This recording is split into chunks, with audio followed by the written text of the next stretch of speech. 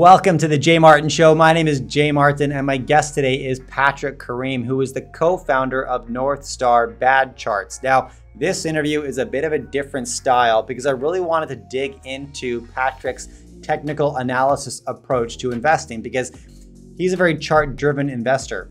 I'm not. I'm very sentiment and fundamentals-driven value investor. So it was very interesting. I knew it would be interesting for me to hear from somebody like Patrick about how he approaches his decisions in the market. And it was. I learned a lot. So I hope you appreciate this as much as I did. He's a high energy guy, super fun to talk to. We get into price predictions for gold, silver, Bitcoin, a few other things.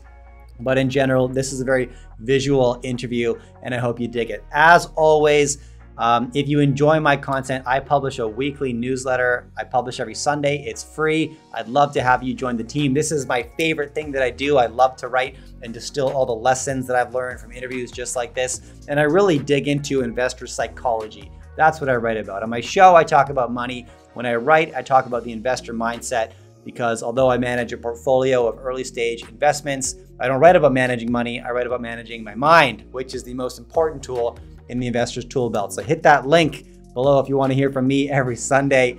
Here is Patrick Kareem. Enjoy. This is Jay Martin. Okay, here I am with Patrick Kareem, the co-founder of Northstar Bad Charts. Patrick, thanks so much for coming on the show and chatting with me today. Jay, it's an honor. It's like, I remember the Cambridge shows you do there, VRIC.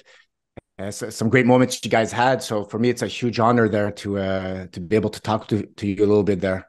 Yeah, well, pleasure's all mine, man. Yeah, and we've had some fun events. And as we shared a couple of fun stories that occur live on stage, not always the ones that you'd expect to happen.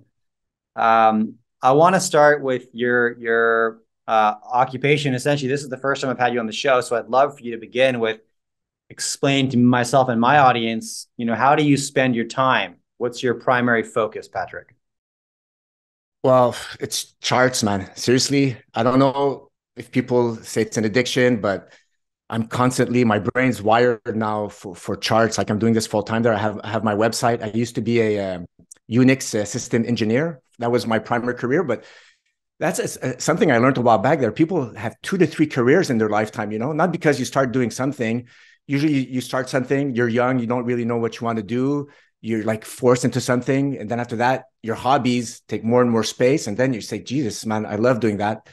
So like for 2 years, 100% full-time, just doing charts. Whenever I love listening to you do interviews, to other people do interviews, talking fundamentals. And then my reflex is, okay, he's saying, let's say the US dollar is going to go up. Well, I need objective, unbiased evidence. So I go to the charts and not just a chart like somebody puts a bar graph and there's just, oh, look, outflows of silver at the highest ever. No, I have to do technical analysis on it. And that actually helps us establish probabilities of future roadmaps. Like these classical charting books, they've existed, I don't know, for let's say 100 years. So it's not 100% random, right? There's these chart patterns, contracting volatility. People don't care. Let's say about gold. From 2015 all the way to 2019, nobody talked about gold. Inflation was actually breaking down. But the chart was telling us that higher lows on gold, hitting 1350, clear breakout in June. And that was probably the last great entry for gold.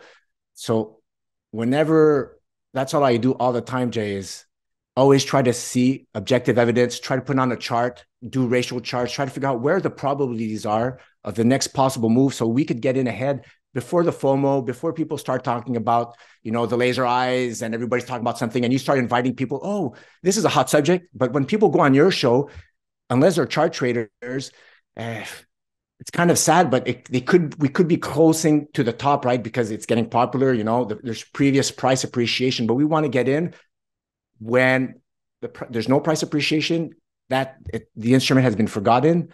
And that's what I do all the time, chart trading to try to get that edge.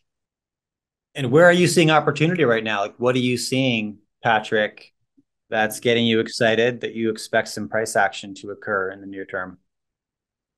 Well, the biggest macro tidal waves that's unfolding is growth versus value. So I think back in 2021, SPX broke down versus the producer price index, which is great chart proxy for inflation, it actually broke down. And every time, I could actually show that chart if you don't mind. Maybe it's going to help your viewers see what I see. Pop it up. And I had it pinned onto my, well, it's this chart. So essentially what you see now is the SPX divided by the producer price index on the monthly chart, log scale. And this is back in the 1930s. So as this goes up, this SPX says, I don't care about inflation. I'm outperforming producer price index. The macro landscape is there, which supports growth to outperform energy, oil, silver, all that stuff. You know, the value stuff. If it falls on your foot, it hurts. Once that breaks down, it's not you don't turn back from that overnight. Something shifts. Something major happened. Clear breakdown. There, you're below the 7-year moving average. And look at that. The 1930s. Before you broke even versus the producer price index, Jesus, I don't know. I'll have to do the math live. So 1930 all the way to 1959, it took, Jesus, what's that, 30 years to come back to the peaks at what it was before it broke down. You had the same thing back in 1969, clear rising trend line, everything full steam ahead for stocks, Nifty 50.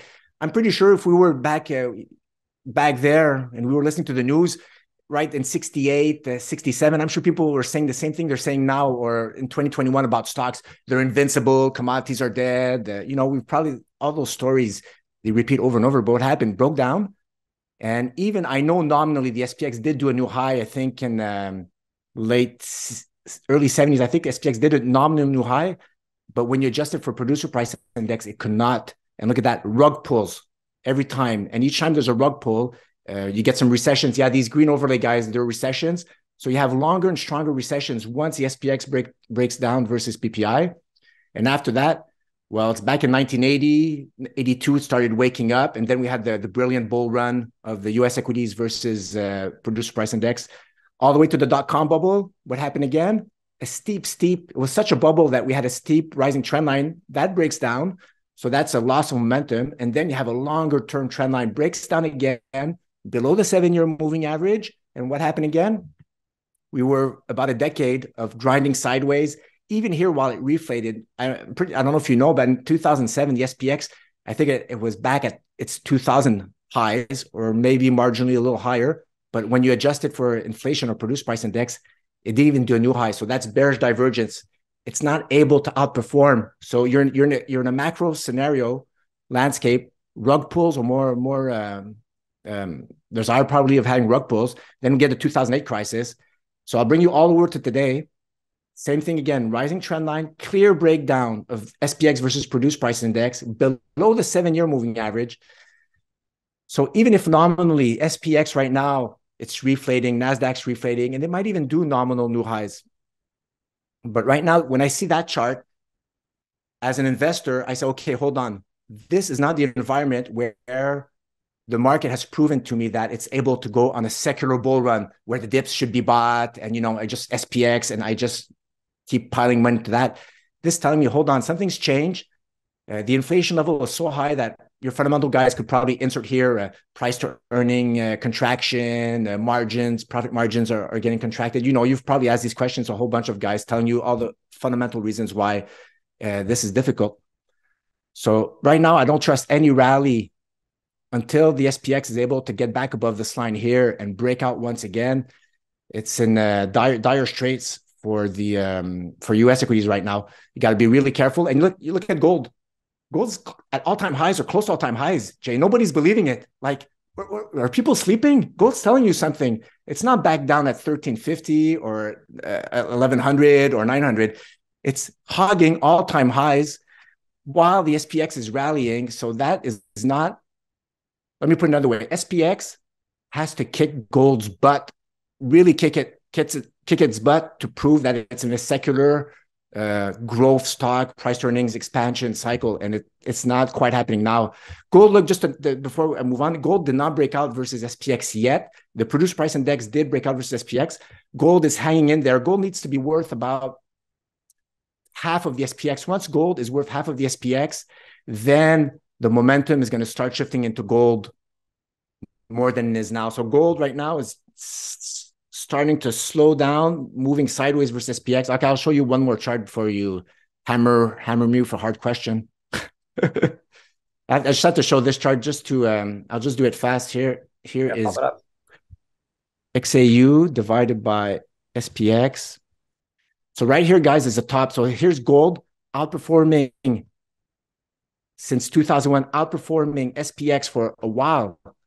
Breaks down. So now it's SPX that's been outperforming gold. And just here, this rally here, the 2018 to 2020 rally for gold versus SPX, while gold here went from 1,200 all the way to 2,000, that was simply a bear market rally versus the SPX. So that was just an appetizer of what, even if gold nominally went up that much, it hasn't broken out versus SPX. But right here, this is the level, Jay. If ever, I'll put it around dot. If ever gold's able to close, and it's trying like a lot there, it's been very close above, almost above the 0.5 half, but the sellers coming in by the end of the month. If gold gets above that, that means the momentum, the downwards momentum of gold versus SPX is starting to shift. And then you're back here at a scenario back in 2001, and I'll zoom out and you'll see where we are. And this should give you a little bit of shivers. Look at the levels where we are now, the same levels it was back in 1972. So the ratio, actually, what it tells you is there's a balance between, and gold represents purchasing power inversely. So the US dollar adjusted for inflation, gold pretty much, I could show you a chart also for that. It tracks pretty much your purchasing power. So there's a balance between purchasing power destruction represented via gold and growth stocks. And this cycle just repeats over and over. Here's a blow off top in favor of SPX in the 2000s. So it's very close to having a bigger move. So gold outperforming SPX. And this doesn't mean that SPX goes down the drain, that goes to zero. It just means that whatever monetary imbalances is required to keep the SPX nominally afloat, well, gold's just going to price that in, right? Save the banks, print money, I don't know, lower rates, create more inflation, all that stuff that destroys your purchasing power, then gold's just going to reflect that, right? And yeah, thanks for letting me rant on that. I could continue forever. It's like I've studied that so much. But that's where the big picture is. You can't pull the trigger right now, say it's a gold bull era, silver bull era. We're not quite there yet, but we're closer to a breakout in favor of the precious metals complex, in favor of oil, than we are to a breakdown. So you really got to pay attention to the chart. I publish a weekly newsletter every Sunday. If you would like to subscribe, hit the link right beneath this video. Now, I'm an investor, but I don't write about managing money. I write about managing my mind. Without question, the hardest and most important part of allocating capital through volatility and getting some back. If you want to read my newsletter, hit the link right beneath this video. I know you'll love it. Now back to the interview. Enjoy. So frankly, I don't pay attention to charts nearly as much as you do. I'm much more of a fundamental or sentiment-driven investor, which is one of the core reasons that I wanted to talk to you today, because I know that I have a lot to learn from your perspective. So therefore, given what you just shared with us, what are you going to pay attention to add conviction to your forecast that we're getting closer to a secular gold bull market? And what might you see in the near term that would make you question your conviction? Yes. Well, this chart, a solid monthly close for gold versus SPX above 0.5. Until it does that, then I call it no man's land, where you think it's in a bull run because you see bullish price action on the daily chart. Oh man, this is it. Gold's at 2050, but then by the end of the month, it gets sold into. So that's the first big piece of evidence. The second piece you want to see, but not necessarily you want to see the 30-year yields break out upwards versus the 10-year yield chart. You want to see initial claims, and this is the U.S. job initial claims. For some reason, maybe your fundamental guys could chime in on that in the comments or explain why that is. But the initial claims, I'll just show you this chart again. I'm sorry, like the picture's gonna be worth 1,000. That's great. I appreciate it. It's actually a chart I was working on recently, so I'll just pop it up. I'm gonna hide the producer price index. I'll hide it. Okay. This is the initial claims, guys. I'm pretty sure the Fed, from what I've read, the Fed that's a number that the Fed really looks at is, I don't even know it. Okay, here it is. And if I overlay that SPX to PPI chart, well, the inverse of the first chart I showed you SPX breaking down versus PPI. This is producer price index divided by SPX. So if this goes up, that means inflation is outperforming SPX. Jay, well, look in the 60s, how well it tracks fundamental macro. Look at that. This is insane stuff. Yes, the amplitudes, they accumulate over time. But look at this here. As the initial claims rocket upwards, that does something. Or is it the chicken and the egg? Maybe you could chime in on that. Are we looking at initial claims because there was so much inflation that companies, their margins reduced and they had to lay off people, and then people got laid off, and they were looking for new jobs? Or once you see that, then the Fed sees the initial claims and then they say, oh man, something's wrong. We have to, we have to loosen a little bit. And then after that, the markets see that as a capitulation, and then the markets sell off even more. There's probably like what do you call that when a self-fulfilling prophecy or feeding cycle that happens.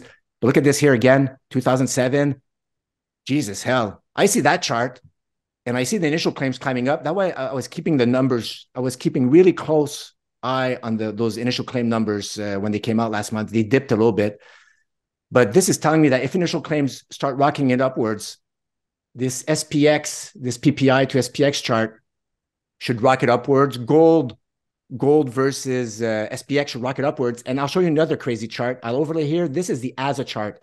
ASA is the Gold and Silver Miners Fund. It's the oldest one I found with data. So it's gold and silver miners. It's an index. So they get rid of the weakest miners in there. So it's fun. It survives over time. Look at that. Look how well the miners, for crying out loud, Jay, they track the initial claims. Look at that. Whoop. Amplitudes are different, but overall, the trend, look at that in the 2000s, how they bottomed together just by magic. Okay. So if somebody had a fundamental thesis or story, it's hard to devise. Somebody could find a rationale to tell you why the gold and silver miner charts tracking exactly. So start by looking at the charts, and then somebody could probably fit in the story. Here was the 2008 crisis, but then it kept going up. And look here, once again, I'm going to put the not the PPI here. Look at that. The gold and silver miners shoot up while we have the initial claims just rocket upwards. So that's the type of evidence I'm looking at. If the initial claims start confirming rocking it upwards, and the actual nominal charts of the miners start breaking out, of silver has a clear breakout line at $28. If ever silver is able to close above 28, then within 6 months, it's above $50, $60. It's just gonna go bonkers upwards.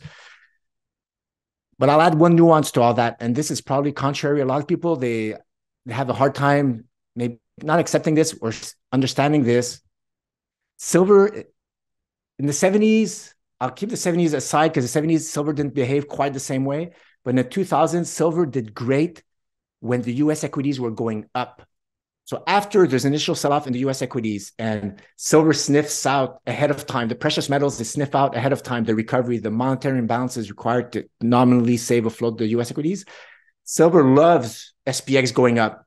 It loves NASDAQ going up.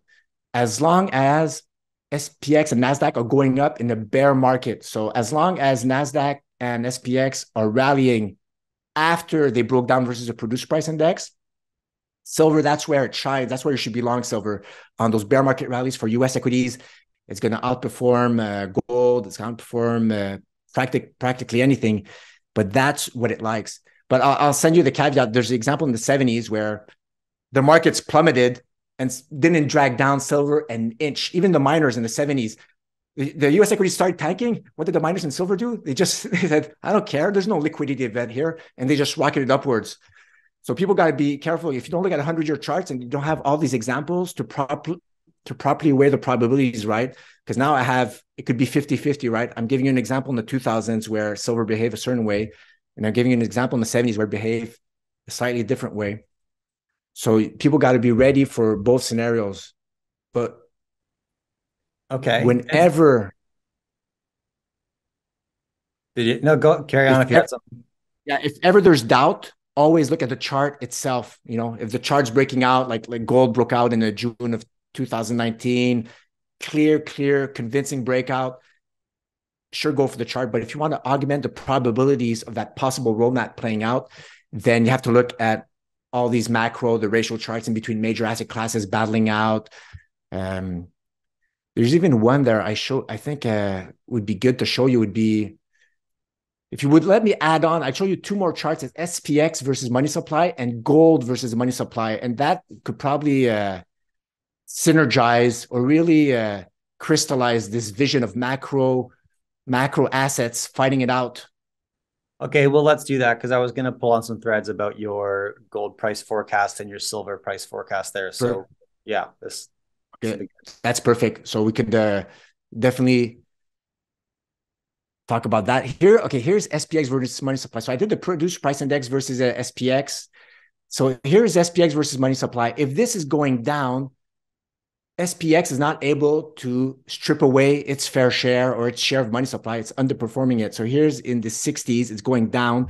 So as SPX is underperforming money supply, it's in a bear market. See, here's the SPX nominal chart. It just goes sideways. Here, SPX outperforming, that's a black line, outperforming money supply. So nominally, SPX also goes up. Here, the dot-com bubble, SPX breaks down versus money supply. Nominally, it's going relatively flat for 10, 12 years, but it's underperforming money supply. And it's right now versus money supply, it's still in the topping formation. It hasn't clearly broken down versus money supply yet.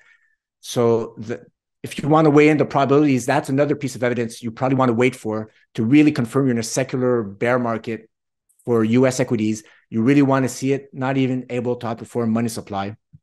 I have below the rate of change. That's a 10-year rate of change. Essentially, rate of change, it's telling you if you have a 10-year rate of change is if we're today, and you see the rate of change is, let's say, 50%, that means if you would have bought 10 years ago, you'd be up 50% today. It's how much whatever that value is on the bottom pane, that's how much 10 years previous, how much you moved up from a point 10 years previous. And this gives you great bearish divergence. So here you see in 2001, the rate of change, the 10-year rate of change was through the roof. But over the years, even if nominally SPX has went up, versus the money supply, it's not even able to do a new high. See that? It's not able to do what it did back in the 2000s. So that's bearish divergence. It's a sign of weakness, actually, that even if nominally they're keeping the US equities afloat, there's so much destruction of purchasing power that it's not going up as high as it did back in the 1980s to 2000s. And I'll show you one more I'll show you the inverse of that, or the trifecta. Here's gold versus money supply. So fine, okay, let's say you think, okay, Pat, you've convinced me SPX might go sideways. I'm gonna wait on SPX. What's my alternative? Well, here's gold versus money supply. So that's the black line, gold outperforming money supply. And here I overlaid the silver price. Silver tracks the capital flows of gold. So the more gold is able to outperform money supply, SPX, if I pop up the silver chart on that, you'll see that silver tracks the performance of gold versus money supply. Here's silver just going bonkers. And look, in the 2000s, pretty much the same thing. Gold outperforming money supply, silver just goes up. And this is very good for silver. Gold has broken out of an early breakout line. So it's not a flat. In TAJ, if you have a flat horizontal line, let's say you jump on a flat line, if ever once you finish jumping and you fall, usually there's a floor, right? You won't fall lower. But if you have a slanted trend line, if you jump out and you break out, this is the trap. People, they look at slanted trend lines and say, oh, it's a breakout. You go up, but because the floor is lower on the retest, you could end up lower than your entry point. So it's actually, these lines are telling you that there's momentum shift. So this one, it's not very steep. It's a good trend line, not flat, but not 100% steep. Gold has broken out versus money supply on that level. And here's a silver chart. Silver's hogging a 12-year breakout line. So this stuff, super, super bullish. And if you look down at the 10-year rate of change for gold versus money supply, it's rock bottom and it's trying to move up. There's no FOMO. I don't know if you have a gauge for FOMO as a sentiment trader, but on this time frame, right, because there's sentiment on smaller time frames, gold could have a big rally and but on this 10-year rate of change time frame, There's nowhere near the FOMO we had back in 2011, right? When people thought it was the end of the world, the Greece defaults, all that stuff. It's just turning up. So this you could see as a fuel reservoir in favor of precious metals, commodities, miners, all that stuff. There's still rock bottom there. The 10-year rate of change momentum there, really, really low. Yeah, I don't think we're anywhere close to that FOMO environment for gold. And you pointed to a lot of the macro factors back in 2010. Some systemic challenges throughout Europe, et cetera, that were driving a lot of that fear and uncertainty that contributes to bullish gold sentiment. And the funny thing is, from a sentiment standpoint, there's no shortage of fear and uncertainty right now. It's like anywhere you look, chaos abounds. I'd say the gold narrative is picking up, but is nowhere close to the kind of froth that I remember at shows like we used to produce in 2011, like 2010. It was bonkers in a resource investment conference, just as an example. So you threw out a price prediction for silver. You said, if silver hits 30, you'll have conviction in that breakout, if I heard that correctly. If I didn't, let me know. Do you have a similar number in mind for gold that would give you the conviction that breakout has legs? Yes. All right. Well, I'll share my screen again. So here, guys, here's gold. I have it on the quarterly chart, and we have a quarter coming up. Well, end of June. And if ever you're able to wait and you're on a position and you're close a quarter, might as well wait for the quarter, because the higher the time frame on chart trading, the more daily candles, more trading information is in the chart, the more valuable the breakout is. Because I'll show you just here what it did back in this quarter here. So this is the June breakout in 2019. It broke out on the monthly close, but that's also the Q2 close. And you had a clear breakout of this trend line here. And all these wicks, that's noise from smaller time frames, right? On Japanese candles, is the body is the close.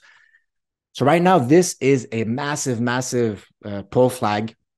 It's in a megaphone, expanding megaphone. And if ever the price closes above this rising trend line, then it's bonkers time. This, if you want to use the word bonkers, that's going to be a crazy move up on the quarterly. If I zoom in on the monthly, look, you can make a case that it's already broke out gold. If I have you could already make a case that this candle here in March, gold actually broke out, and now it's consolidating above a breakout line. So usually within 1 to 3 months, it breaks out, the price settles. If it's able to maintain the breakout line, so previous resistance is turned support, then you're off to the races. So it's in that situation where it hasn't broken out on the quarterly chart. It's broken out of a slightly angled trend line. What's giving me pause, it's the fact that gold hasn't broken out versus SPX. I want to see that, Jay. I want to see a convincing look. It's like, I don't know if you're married, Jay, but when you meet the girl of your life, of your wife, or you ask any woman and they see the man of their dreams, they know, right? It's clear that's the guy. I want to marry him. I'm going to have kids with him. Well, on a breakout on charts, it has to remove all doubts. It has to look like this. Like, it has to look like this, a crazy monthly candle that there's no doubt. When that candle happened, if you're a doubter, sure, it could go back down. But the probabilities are that thing's going to rocket upwards. I don't have that feeling yet here. I don't have enough evidence. I want to see that quarterly close. I want to see it, have some continuation. So okay, you want to wait until this thing closes up. And I'll give you another clue also for silver. So that's my silver. That's for the gold chart. Silver is pretty much the same thing. I'll just put there's two important trend lines for silver. There's this one up here. And I'll put on the line chart just to remove the noise. 1 touch, 2, 3, 4 touches. So for a trend line to morph into existence, it's 3 touches or more. If you have 4 touches and then it breaks out on the 5th, that's a super valid trend line. So if this line has to be closed above, Jay, to remove all doubt. But the $28 level, it comes from here. It comes from this wall here. So back this massive top, once it broke down, that support becomes resistance. And look here how we had a hard time going back above this zone. So if we close above this descending trend line, we're going to have a vacuum we're going to go test at 28 for sure. If ever we get a close above 28, then it's just going to rocket upwards, like this type of speed there. It's going to be, everybody who has a silver newsletter is going to go bonkers, silver squeeze, blah, blah, blah. Like the froth is going to start to build up really much once we close above 28. So I hope I helped. I didn't add confusion there, but there's a lot of moving parts right now. I don't know if we did this interview early June, early July, maybe I would have more conviction after that quarterly close, but there's no, right now, it's still no man's land there to call any type of breakout for gold or silver. No, I appreciate that because so many who watch my channel have been investing in gold and silver for a long time. And that can be very frustrating. Those can be very frustrating asset classes to hold. And there's no shortage of pundits who will tell you every quarter gold is about to break out. This time it's real, And that can lead to investors really just wanting to beat their head against the wall and wonder what they're doing this for. So that's what I appreciate about your perspective. I mean, if I had one last question, it's as a sentiment-based investor that focuses on fundamentals, keeping in mind my time horizon, which like I tend to look at things as best I can from a decade standpoint. Not meaning that I hold every position for a decade. I'm usually in a position for 3 to 5 years though. But I try to understand a decades long trend and then allocate accordingly. What is somebody like myself missing from not engaging with technical analysis and not starting with the charts? Like I'll build my thesis and then I will add or decrease conviction based on what I see with various charts, but you start there. I go there second. What's the downside to that approach, Pat? The downside to using charts first? No, the downside to my approach to not using charts first. Yeah. I thought, well, look, I was like you before. Well, I was like that before because all new traders, what do? We have investable income. We start a new job. I Googled Yahoo. I fell on those penny stock forums. I bought Donald Trump vodka, penny stocks. I look at the charts today and I said, Jesus, it was a miracle. I didn't lose all my money multiple times. I was just lucky that I put money, I had no risk money management. I bought at the top. Just like a lot of people bought Bitcoin whenever in 2021, the laser eyes, sell your house, sell a mortgage, everything, buy at 60,000. But if you were to look at the charts, you would have seen we're so stretched away from the moving averages. It made no sense to buy back then. So look, it's so tough because if you're not looking at the charts, seriously, by the time people talk about something, you're living in the past. Think about it. The only reason we're talking about Bitcoin is because it went up 10,000, 100,000%, and people have Lamborghinis, people have all that stuff. If Bitcoin, look, perfect. I saw this tweet, Jay. This guy showing Bitcoin conference in 2013. It was empty, or 2011. And then they showed the Bitcoin conference of 2023 is full of people. Hold on, buddy. You're making a great case right now. Like this is the inverse of Eric Sprott. He wants to be in the room when he's alone. We're not in 2013 anymore when Bitcoin's worth $2. And then you could be that Lambo guy. You think Bitcoin's you're gonna buy at 30,000, it's gonna go to 100-fold with a room full of people touting it and saying it's the next best thing. Guys, man, it's the evidence is in your face. So unless you're an astute fundamental trader and you're really good with sentiment and you really understand that, for a new investor trying to trade sentiment, it's hard because you're going to be conflicted within yourself because you'll read a tweet and you think that's the profits are going to come in right now, and you have a hard time seeing time frames. With charts, I could put a yearly chart. I'm able to frame my expectations. So yeah, I don't know, man. It's really, really tough for me. I could never go back. And look, I'll tell you another example. One time I bought a stock and I thought it was because there's a shortage of coal. The coal price has to go up. I bought that instrument. The price rocketed upwards. Years later, I realized that instrument wasn't going up because of my thesis. It was going up because capital flows were just heading into that sector, and I just got lucky.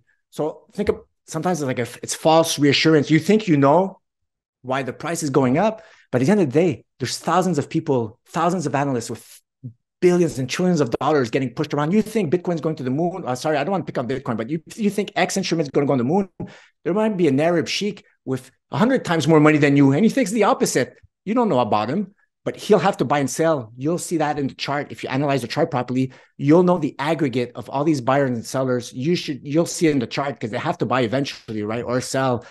So narratives, it might help you sleep well at night. You might have a great discussion with the in-laws and argue about the next EV, uranium, and all that stuff. But look, if the charts don't agree, then your thesis, you're going to have to put it on hold. And even if the price moves in favor, look, I have so many examples. Let's say the price does go up with your thesis. You won't be able to sell, Jay. How are you going to sell?